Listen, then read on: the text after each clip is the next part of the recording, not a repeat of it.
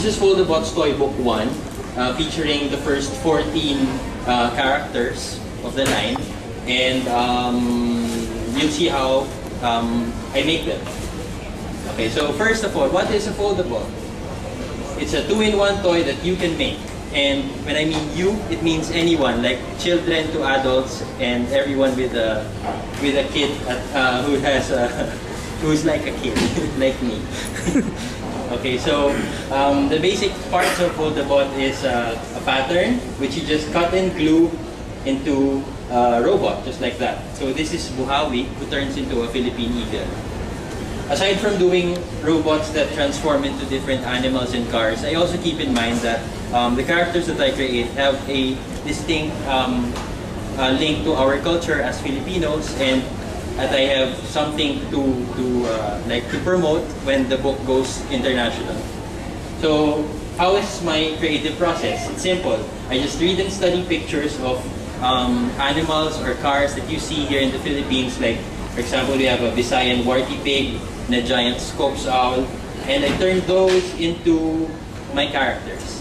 So, for example, this is my creative process in creating Buaya, one of the Foldabots who turns into a crocodile, and Tamarax, a Foldabot who turns into a tamarack.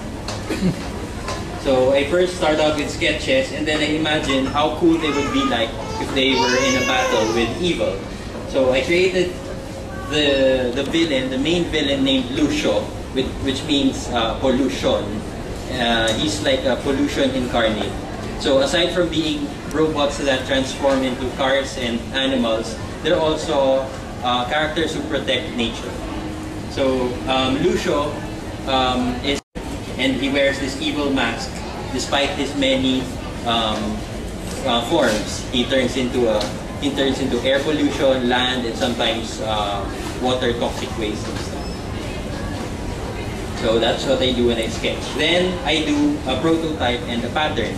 I test it out and see through trial and error. I just do manual patterns just like that on the side and see how they fold up into things. Then I go into final art and coloring. Once I get to see that the pattern folds up, that means it's possible. So I start drawing things and make them look metallic by adding colors just like this one. And I use sprays of white in order to make metallic corners, and I also make dark edges to make certain parts recede or make them look farther. So if you notice, the leg at the back is rendered with a darker tone, just like the tamaraw head on its back, like a hoodie.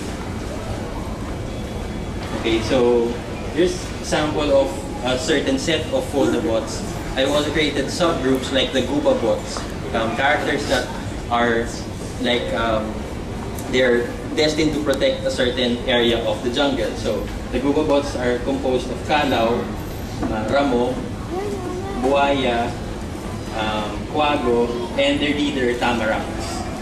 So they all combine into Gubatron. Gubatron is a combination of all those forest animals which you can see in our Philippine forests. I based the characters on certain endemic creatures from a guide by Haribon Foundation. So my interest in nature also helps play a part in creating the characters that I made. Okay. So how do we build a Foldabot? Easy. We start with a pattern, and each of the parts are labeled with colors and lines and color codes, so you know what to cut and what to fold.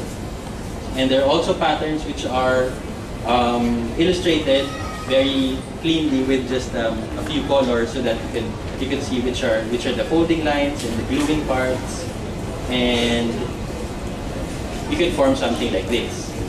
So next, how do they fold in? So for example, the yab is a fire truck and it folds this way. So the basic way is that they just drop down and you just tuck the arms in so that they look like a vehicle. So this is Ukay, nasira lang yung white, but it turns into an excavator truck. So these characters were found, can be found in the first volume of the toy book. I haven't had a chance to animate the ones of the second book yet because it's still just new. This is Tutubi, the rescue helicopter.